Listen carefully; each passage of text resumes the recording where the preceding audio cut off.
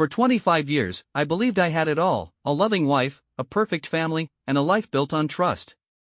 But one small discovery unraveled it all: a hidden life, a devastating betrayal, and a truth that shattered everything I thought I knew. I never thought I'd be the guy sharing his story with strangers online. But here I am, sitting alone in what used to be our family home, trying to make sense of the life I thought I had. Writing this feels surreal, like recounting someone else's nightmare. But maybe putting it all into words will help me understand. My wife, Sarah, and I were married for 25 years. 25 years of partnership, or at least that's what I believed. We built a life together, raising 3 kids, weathering the storms, and celebrating the milestones that come with time and effort. Ours wasn't a fairy tale, but it was solid, dependable, like a well-built house standing firm against the wind. I met Sarah when we were both fresh out of college. She was magnetic, the kind of woman who could light up a room just by walking in. Back then, I thought I was the luckiest man alive. She was beautiful, smart, and endlessly charming, with a laugh that made people stop and smile. It wasn't long before I fell hard, and I spent the next 25 years trying to make her as happy as she made me. We had 3 children together: our eldest, Jason, who was now 24, and twins, Mia and Claire, who had just turned 18. Jason was always the golden child, kind, responsible, the one who could do no wrong. The twins, on the other hand, were fiery and full of life, always keeping us on our toes. Our family wasn't perfect, but we were close. Or at least, I thought we were. 6 months ago, things started to change. At first, it was subtle, so subtle that I told myself I was imagining it. Sarah began paying more attention to her appearance. She started going to the gym religiously, buying new clothes, and even changing her perfume. It wasn't unusual for Sarah to care about how she looked; she'd always taken pride in her appearance. But this was different. She'd never been the type to linger in front of the mirror or spend hours shopping for the latest trends. Now, she seemed obsessed. At first, I joked about it, calling her a fashionista and teasing her about trying to impress the neighborhood moms. She laughed it off, but there was a flicker of something in her eyes, a glint of unease that I couldn't quite place. Then came the late nights. Sarah had always been punctual, a creature of habit who liked to have dinner on the table by 7 p.m. But now, she was working overtime more often, texting me to say she'd be late or that she had to attend last-minute meetings. She worked in marketing, so her schedule wasn't exactly predictable, but this was new. The first time I felt real doubt was on a Thursday night. She'd told me she was meeting a client for dinner. I was busy helping the twins with their homework, so I didn't think much of it until I realized she hadn't mentioned which client. That detail stuck with me, nagging at the back of my mind like a splinter. When she came home that night, she was glowing, her cheeks flushed, and her smile too bright. She kissed me on the cheek and breezed past me, heading straight for the shower. I tried to push the thought away, but it kept coming back. Why didn't she smell like the restaurant she'd mentioned? And why was her hair damp, even though she hadn't been out in the rain? I didn't ask her about it. I told myself I was being paranoid, that Sarah would never betray me. She was my wife, my partner, the mother of my children. We'd been through too much together for her to throw it all away. But the signs kept coming. She started guarding her phone more closely, always keeping it face down or in her pocket. She'd never been secretive before, we shared everything. I even knew her passcode, but suddenly, she'd changed it. When I asked her why, she laughed and said she'd been hacked, and it was just a precaution. Around the same time, she began taking more work trips. They were always short, 2 or 3 days at most, but they were frequent, and she never invited me to come along. When I asked if everything was okay, she brushed me off, saying things at work were hectic. I tried to ignore the growing pit in my stomach, but it was impossible. The woman I'd loved for 25 years was becoming a stranger before my eyes. I told myself I was imagining things, that I was overreacting, but the doubt lingered. One night, after she'd fallen asleep, I found myself staring at her phone on the nightstand. I felt like a trespasser in my own home, battling the urge to pick it up. I didn't want to be that guy, the paranoid husband snooping through his wife's phone. But the unanswered questions were eating me alive. I didn't go through her phone that night, but the next day, I did something I never thought I'd do. I logged into our shared phone plan to check her call history. It wasn't something I'd ever done before, and the guilt made my hands tremble as I typed in the login details. At first, everything looked normal. But then I noticed a number that appeared over and over again, a number I didn't recognize. It wasn't one of her coworkers or friends, I was sure of that. My stomach churned as I stared at the screen, the realization dawning on me like a thunderclap. For weeks, I told myself it was nothing. Maybe it was a client or someone from the gym. But I couldn't shake the feeling that something was wrong. The number became a symbol of everything I feared, a crack in the foundation of my life that I couldn't repair. I tried to convince myself to talk to her, to ask her outright if there was someone else. But every time I looked into her eyes, I froze. What if I was wrong? What if I was right? The truth was, I wasn't ready to know.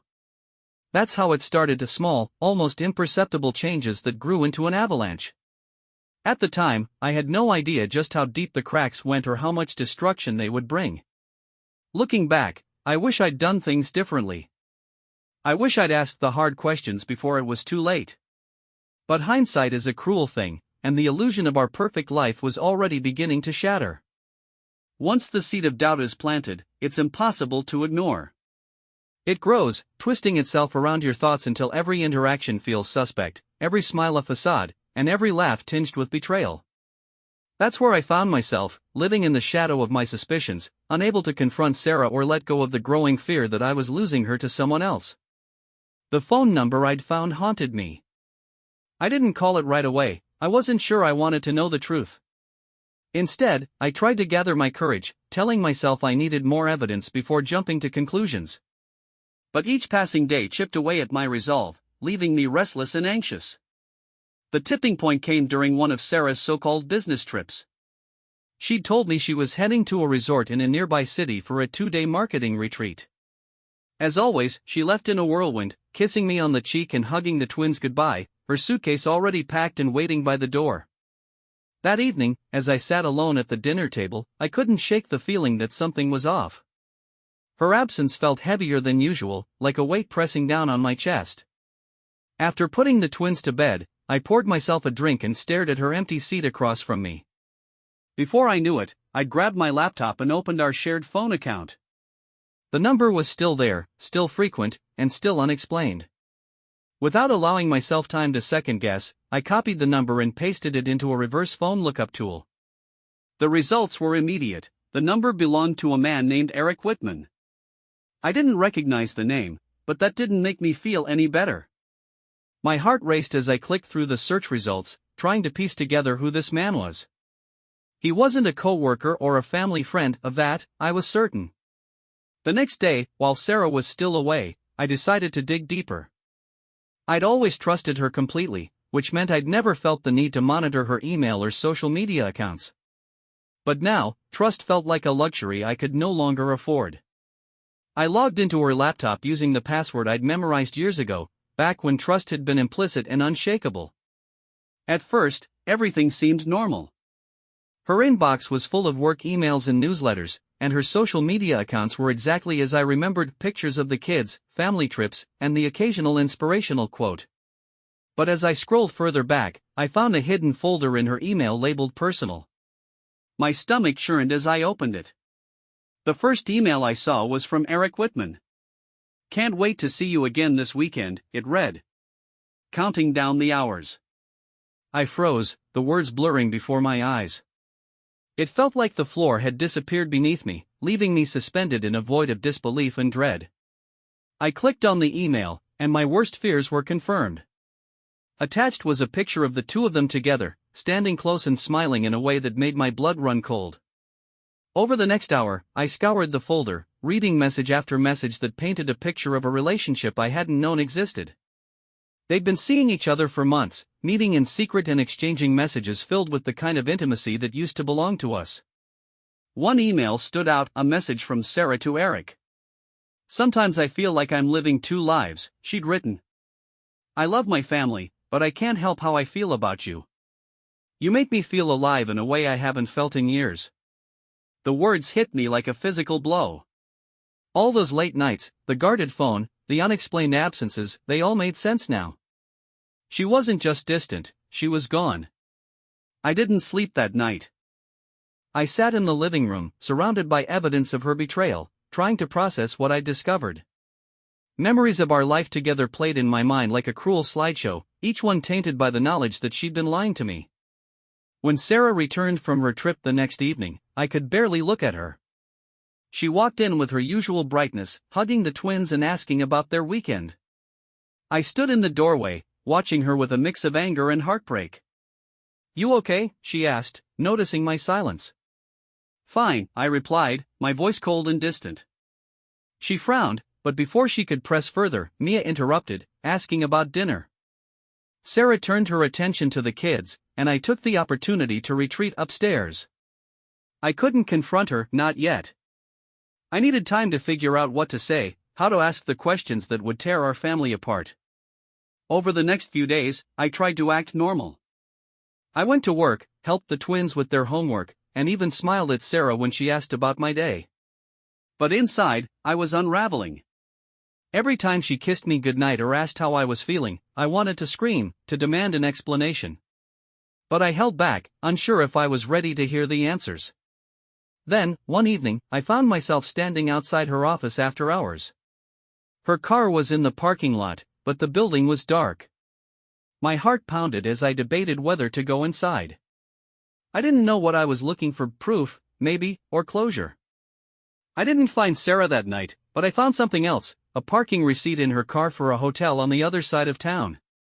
The date on the receipt matched one of her business trips. That was the moment I knew there was no going back.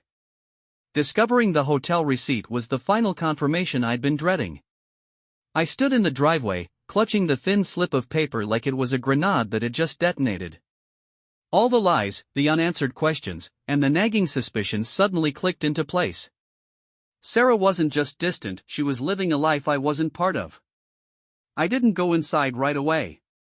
Instead, I sat in the car, staring at the receipt and letting the enormity of it all sink in. The date on the paper aligned perfectly with one of her supposed work trips, but the hotel in question wasn't in the city she claimed to be visiting. It was local, barely an hour away. She'd been close enough to come home, but instead, she'd chosen to spend the night somewhere else, with him. When I finally walked into the house, the air felt different, heavier. Sarah was in the kitchen, humming softly as she chopped vegetables for dinner. It was such a normal scene, so painfully domestic, that for a moment, I wondered if I'd imagined it all. "Hey, you're home late," she said, glancing up with a smile. I managed a nod, forcing myself to act natural. My hands were shaking, so I stuffed them into my pockets, hiding the receipt I hadn't yet decided what to do with. "Yeah," I said, my voice hollow. "Work ran late." She nodded, her attention already back on the cutting board.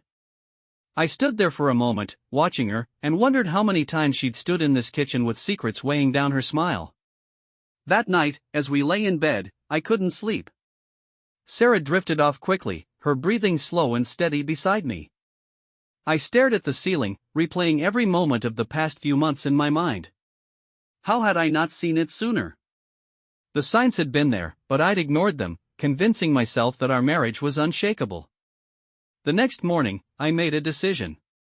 I couldn't confront her without knowing the full truth, not just about Eric, but about everything. I needed to understand the extent of her betrayal, even if it meant uncovering things I didn't want to know. That weekend, when Sarah took the twins to visit her sister, I stayed behind, claiming work obligations. The moment she left, I began searching the house for anything that might give me answers. It didn't take long. In the back of her closet, hidden beneath a pile of old sweaters, I found a small, locked box. It was nothing fancy, just a plain metal box with a cheap padlock. My hands trembled as I carried it to the garage and pried it open with a screwdriver. Inside, I found exactly what I was looking for: letters, photos, and receipts, pieces of her life with Eric that she'd carefully hidden away. The letters were the hardest to read. They were written in Sarah's neat handwriting, filled with declarations of love and longing that made my stomach turn. "I can't stop thinking about you," one letter read. "Being with you feels like coming home. You're everything I've ever wanted, everything I didn't know I needed." Another letter was more recent, dated just a few weeks earlier. "I'm torn between two lives," she'd written. "I love my family, but with you, I feel free. I don't know how much longer I can keep this up." I sat in the garage for hours, sifting through the evidence of her betrayal. There were photos of them together, laughing, holding hands, sharing moments that should have belonged to us. There were receipts for hotel stays and expensive dinners, gifts he'd bought her, and notes she'd written to herself about their plans to meet. But the most devastating discovery was a document buried at the bottom of the box. It was a paternity test, one I hadn't known existed. My heart stopped as I read the words, "Exclusion. The individual tested is not the biological father." The test was for Jason, our eldest son. At first, I couldn't process what I was seeing. Jason had always been my pride and joy, the son I'd raised and loved without question. The idea that he wasn't mine, that Sarah had been lying to me for more than 2 decades, was too much to comprehend. The test didn't name the biological father, but it didn't need to. The timing aligned perfectly with the beginning of her relationship with Eric, and the realization hit me like a freight train: Jason wasn't my son. I felt like I couldn't breathe. The walls of the garage seemed to close in around me, and for a moment, I thought I might collapse. How could she do this?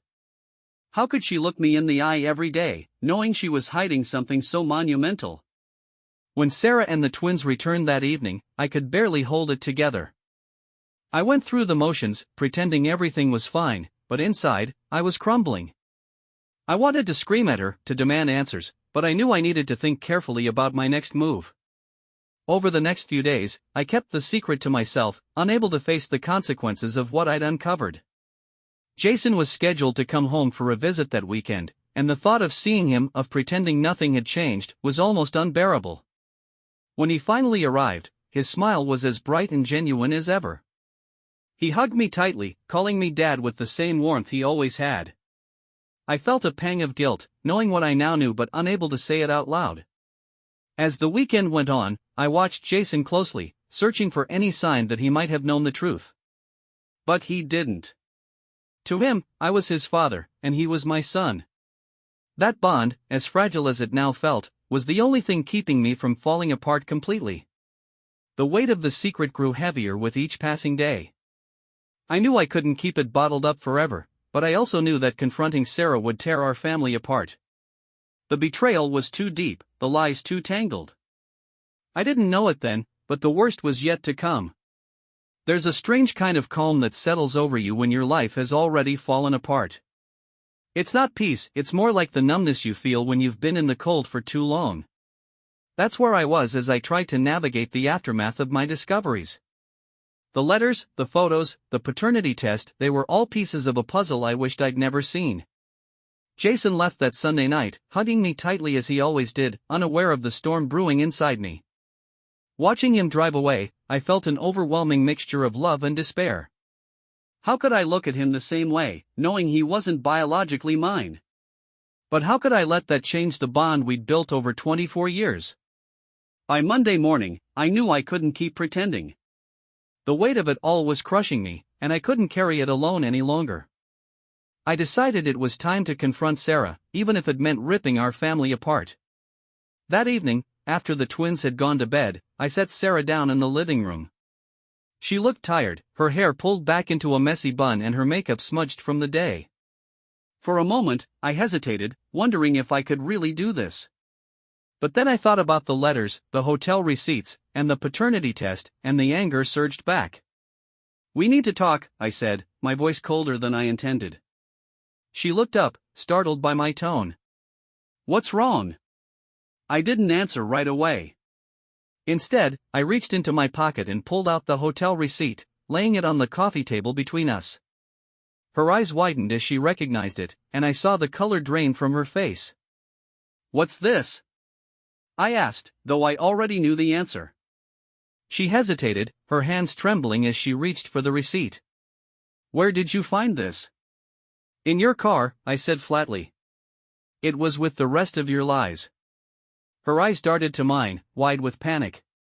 "It's not what you think." "Don't," I interrupted, my voice sharp. "Don't insult me by lying again. I know about Eric. I know about the letters, the trips, everything. She froze, her mouth opening and closing as she struggled to find the words. Save it, I snapped, pulling out the final piece of evidence, the paternity test. I tossed it onto the table, and the sound of it landing seemed to echo in the silence. She stared at the paper, her face crumpling as the weight of her betrayal became undeniable. "Oh my God," she whispered, tears welling in her eyes. "You've been lying to me for 25 years, I said, my voice shaking with anger. "How could you do this? How could you let me believe Jason was mine when you knew the truth?" Tears streamed down her face as she tried to speak, but her words came out in broken fragments. "I didn't mean for it to happen. I was scared. I didn't know what else to do." "Scared?" I repeated, my voice rising. "You were scared, so you decided to destroy my life? To lie to me every single day for 2 decades? It wasn't like that," she sobbed. "I didn't want to hurt you. I thought it would be better this way." "Better?" I laughed bitterly, the sound harsh in the quiet room. "Better for who, Sarah? Certainly not for me. And what about Jason? Does he know? Have you told him the truth, or is he just another pawn in your web of lies?" She shook her head violently. "No. He doesn't know. He thinks you're his father. You've always been his father." The words hit me like a punch to the gut. "You think that makes it okay?" I demanded. "You've robbed him of the truth, just like you robbed me. How am I supposed to move forward from this? How are any of us supposed to move forward?" For the first time, Sarah didn't have an answer. She sat there, her shoulders shaking as she cried into her hands. And as much as I wanted to hate her in that moment, all I felt was emptiness. "I loved you," I said finally, my voice breaking. "I gave you everything I had, and this is what you've done with it." "Please," she whispered, looking up at me with tear-filled eyes. "Please, we can fix this. We can go to counseling, we can." "No," I said firmly. "This isn't something you can fix, Sarah. You've broken us in ways that can't be repaired." The silence that followed was deafening. For the first time in 25 years, I didn't recognize the woman sitting in front of me. That night, I slept in the guest room, though slept isn't the right word. I lay awake, staring at the ceiling, replaying the confrontation in my mind. The house was eerily quiet, the kind of silence that comes after a storm. In the days that followed, I began preparing for the inevitable. I contacted a lawyer, started looking at apartments, and began the painful process of separating my life from hers. Sarah tried to talk to me, to plead for a second chance, but I couldn't bring myself to engage. Then, 2 weeks later, tragedy struck. Sarah was driving home late one evening when her car veered off the road and crashed into a tree. She died instantly. When I got the call, I didn't know how to react. Part of me felt numb, unable to process the reality of what had happened. Another part of me was overwhelmed with guilt. She was gone, and I'd never have the chance to ask her why or to fully understand the choices she'd made. The police ruled it an accident, but rumors began to circulate that it might not have been. There were whispers about Eric's wife, about jealousy and rage, and about how Sarah's death might not have been as simple as it seemed. As I stood at her funeral, surrounded by friends and family who didn't know the truth, I felt a strange sense of detachment. The woman they were mourning wasn't the woman I'd come to know in those final weeks. And yet, despite everything, I mourned her too. Grief is a strange thing. It doesn't come all at once, like a tidal wave sweeping you away. Instead, it creeps in slowly, seeping into the cracks of your life until it's everywhere. That's how it felt after Sarah's death. I didn't know how to grieve for her, not fully. How do you mourn someone you loved, someone who also betrayed you in ways that broke your soul? The days following the funeral were a blur. Family and friends filled the house, offering their condolences and sharing stories about Sarah. To them, she was the perfect wife and mother, a woman who brought warmth and light to everyone she met. I stood there, nodding along, pretending to remember her that way, even as the truth churned inside me like a storm. Jason flew home immediately after hearing the news. Seeing him again was bittersweet. He hugged me tightly, his grief raw and unfiltered. "She loved you so much, Dad," he said, his voice cracking. "I know she did." The word dad hit me like a hammer. I wanted to believe it, to cling to the bond we'd shared for 24 years, but the paternity test loomed large in my mind, a cruel reminder that our relationship was built on a lie. As the days passed, whispers about Sarah's death began to surface. The crash had been ruled an accident, but there were questions about how it had happened. The stretch of road where her car veered off wasn't particularly dangerous. Witnesses said she hadn't been speeding, and there were no signs of mechanical failure. Then there was the matter of Eric's wife, Laura. I hadn't thought much about Laura in the immediate aftermath of Sarah's death, but her name kept coming up in conversations with mutual acquaintances. "She was devastated when she found out about the affair," someone said. "You know she confronted Sarah, right? At her office, just a week before." The words hung in the air like smoke, thick and suffocating. I didn't want to believe it, didn't want to think that Sarah's death might not have been an accident. But the pieces of the puzzle were beginning to fall into place. I decided to dig deeper, needing answers even if they wouldn't bring peace. I started by reaching out to the police, asking for a copy of the accident report. It took a few days, but when it arrived, the details only added to my unease. According to the report, Sarah's car had been tampered with. The brake lines had been cut. The revelation hit me like a punch to the gut. This wasn't an accident, it was deliberate. Someone had wanted Sarah dead, and they'd gone to great lengths to ensure it happened. All signs pointed to Laura. The confrontation at Sarah's office, her husband's affair, the humiliation and betrayal she must have felt, it was enough to push anyone over the edge. But there was no concrete evidence, nothing to tie her directly to the crime. I couldn't let it go, though. I started asking questions, talking to people who might have known more about Sarah and Laura's interactions in those final weeks. The more I dug, the clearer it became that Laura had been unraveling. Friends described her as angry, erratic, consumed by the knowledge of her husband's infidelity. She talked about revenge, one woman confided. Not just on Eric, but on Sarah too. She said Sarah had ruined her life and that she deserved to pay. Hearing that was like pouring salt on an open wound. I didn't know what to do with the information, whether to take it to the police or try to confront Laura myself. But the thought of facing her, of looking her in the eye and accusing her of murder, was too much. In the end, I decided to let the authorities handle it. I provided them with everything I'd learned, including the accounts of Laura's behavior and the growing tension between her and Sarah. Whether they would pursue it further was out of my hands. But even as I tried to move forward, the weight of it all lingered. Sarah was gone, and the circumstances of her death had left a stain that wouldn't fade. The hardest part was supporting the twins and Jason through their grief while carrying my own private burden. I wanted to tell Jason the truth about his paternity, but I couldn't bring myself to do it. He just lost his mother, how could I take away his father too? Instead, I focused on being there for him and his sisters, putting my own pain aside to help them navigate the loss. Jason stepped up in ways I hadn't expected, helping with the twins and managing the household while I struggled to keep it together. One evening, as we sat on the porch after dinner, he turned to me and said, "I don't know how you're doing it, Dad. You're so strong. Mom would be proud." The words cut deeper than he realized. I wanted to tell him that I wasn't strong, that I was barely holding on, but I couldn't. All I could do was nod and hope he didn't see the cracks forming beneath the surface. In the weeks that followed, life began to settle into a new normal. The twins returned to school, Jason went back to work, and I threw myself into the practicalities of closing Sarah's estate. It was a painful process, sorting through her belongings and deciding what to keep, what to donate, and what to let go of. Every item told a story, a memory of the life we'd built together, now reduced to boxes and paperwork. There were moments when I found myself overwhelmed by it all, sitting in the middle of the bedroom floor with tears streaming down my face.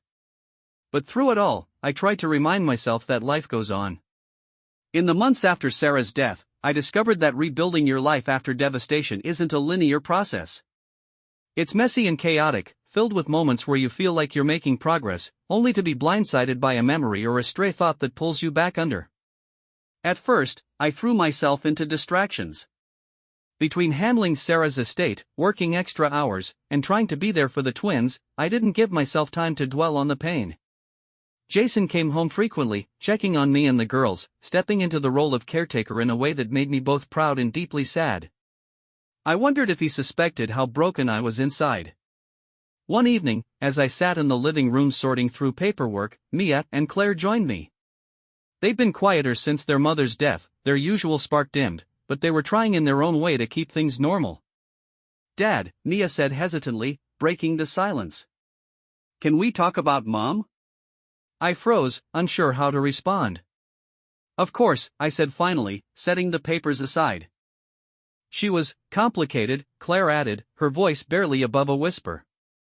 Complicated. It was such a simple word, yet it carried so much weight. I nodded, struggling to find the right thing to say. "She loved you both," I said. "And she loved Jason. No matter what else, that's one thing I know for certain." The twins exchanged a glance, and for a moment, I wondered if they knew more than I'd realized. Had they picked up on the tension in those last weeks? Had they overheard arguments or seen things I hadn't meant for them to see? "I know things weren't perfect," Mia said softly. "But I miss her, Dad. I miss her so much." Hearing those words broke something inside me. I pulled them both into a hug, holding on tightly as the tears came. We sat there for what felt like hours, clinging to each other as the weight of our loss finally found an outlet. A few weeks later, I received a call from the detective handling Sarah's case. They'd closed the investigation, citing insufficient evidence to pursue charges against Laura. While they couldn't definitively prove she was behind the tampering, they also couldn't rule it out. It was a frustratingly inconclusive ending, but one I'd been expecting. Knowing that Laura might never face justice added another layer of pain to the already unbearable weight of Sarah's betrayal and death. But dwelling on it wouldn't bring her back, and I couldn't let it consume me. Instead, I focused on what I could control. I sold the house, unable to bear the memories that lingered in every room. It was where we'd built our lives, raised our children, and shared countless moments of joy, but it was also where the cracks had formed, where trust had eroded, and where the truth had come crashing down. We moved to a smaller place closer to Jason's apartment, a modest home that felt less like a museum of the past. The girls adjusted quickly, decorating their rooms and filling the space with laughter that reminded me of better days. Jason visited often, always checking in to make sure I was okay. I tried to be okay for their sake. One day, as I unpacked a box of old photo albums, Jason joined me in the living room. He sat down beside me, flipping through the pages and laughing at the awkward hairstyles and questionable fashion choices of the past. "Look at this one," he said, pointing to a picture of Sarah and me on our wedding day. "You look so young." "We were young," I said, smiling despite the ache in my chest. "Your mom was beautiful that day." Jason's smile faltered, and he hesitated before speaking. "Dad, can I ask you something?" "Of course." "Did you and Mom ever, I don't know, have problems?" The question caught me off guard, and for a moment, I didn't know how to respond. "Why do you ask?" He shrugged, looking down at the album. "I don't know. I've been thinking a lot about her, about everything. She always seemed so perfect. But I know nobody's perfect." I took a deep breath, choosing my words carefully. "Your mom and I had our challenges, like any couple. But we loved each other, and we loved you and your sisters. That's what mattered most." Jason nodded, but I could tell he wasn't entirely satisfied with my answer. "It's just, I don't know. Sometimes I wonder if there's more I don't know. About her, about us." There it was, the opening I'd been dreading. For weeks, I debated whether to tell Jason the truth about his paternity. Part of me wanted to spare him the pain, but another part of me knew he deserved to know. "Jason," I said carefully, my voice trembling. "There's something I need to tell you." He looked up, his expression a mixture of curiosity and apprehension. I hesitated, the words catching in my throat. You know how much I love you, right? How proud I am of the man you've become." "Of course, Dad," he said, his brow furrowing. "What's going on?" I took a deep breath and told him everything. The affair, the paternity test, the lies that Sarah had kept hidden for so many years. I tried to be as gentle as possible, but there was no sugarcoating the truth. When I finished, Jason sat in stunned silence, his face pale and his hands clenched into fists. I don't even know what to say," he said finally, his voice barely above a whisper. "I'm sorry," I said, my own voice breaking.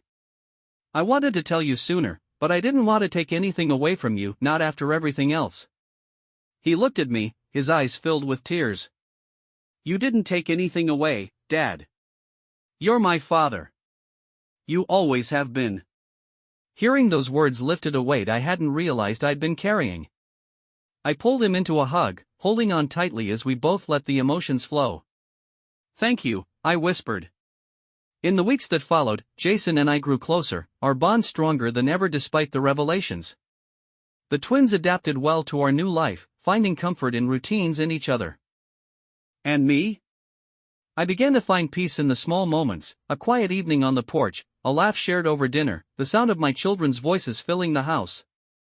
Life wasn't perfect, but it was moving forward, one day at a time. Moving forward isn't a single choice, it's a series of small steps, each one harder than the last. For months, I lived day by day, finding comfort in the little things, my children's laughter, the routine of work, and the quiet moments when the house felt calm. But the shadows of the past lingered, and I knew that healing wasn't just about surviving. It was about finding purpose again. The turning point came one crisp autumn afternoon. I'd taken the day off work to organize the garage, one of those tasks I'd been putting off since we moved. Buried beneath boxes of old memories, I found something I hadn't expected, Sarah's journal. At first, I hesitated to open it. Part of me felt like it was an invasion of her privacy, but another part needed to understand. I'd spent so long trying to make sense of her choices, her betrayal, and the person she'd become, and here, in my hands, was the possibility of answers. I sat on the cold cement floor, the journal heavy in my hands. Flipping through the pages, I found entries spanning years, snapshots of her thoughts and feelings, written in her neat, familiar handwriting. One entry, dated shortly after Jason's birth, stopped me in my tracks. "I don't know if I'm strong enough to carry this secret. Jason is perfect, so perfect, and he deserves all the love in the world. I see the way, my husband, looks at him, and it breaks my heart. He's such a good father, and I know this secret would destroy him. But what can I do? How can I ruin the family we're building?" Sometimes I wish I could go back and undo it all, but then I look at Jason, and I know I wouldn't change a thing about him. Her words were a gut punch, a glimpse into the torment she'd carried all those years. She wasn't absolved of what she'd done, but in that moment, I saw her as human, flawed, struggling, and full of contradictions.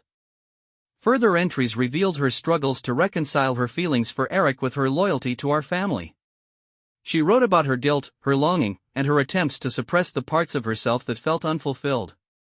It was clear she loved me in her way, but it was also clear that she'd felt trapped by the life we'd built together. I closed the journal, my emotions a tangled mess of anger, sadness, and reluctant understanding.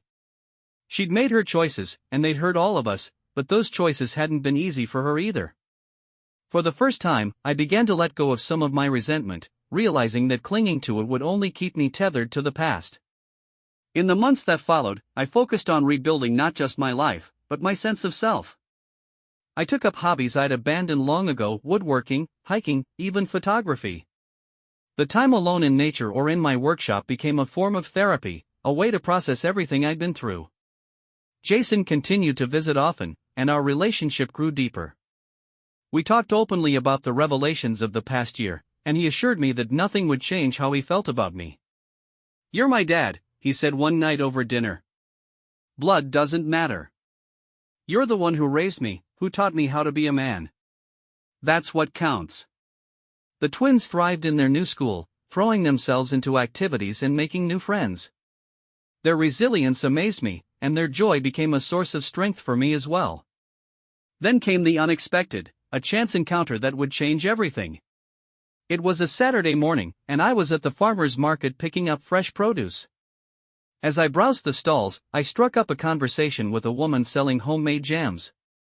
Her name was Emily, and she had an easy warmth about her, a quiet confidence that reminded me of the person I used to be. We talked about everything and nothing: the weather, the best places to hike in the area, her passion for gardening. She mentioned she'd recently moved to town after her divorce, and there was a flicker of recognition in her eyes when I told her about my own recent loss. Over the next few weeks, we ran into each other a few more times, and each conversation left me feeling lighter. She had a way of making the world seem less heavy, of reminding me that there was still good to be found even after everything I'd been through. It started with coffee, then dinner, then long walks where we shared pieces of our lives, our fears, and our hopes for the future. Emily wasn't Sarah, and I wasn't looking to replace her. But in Emily, I found something I hadn't realized I was missing: the possibility of connection, of a fresh start.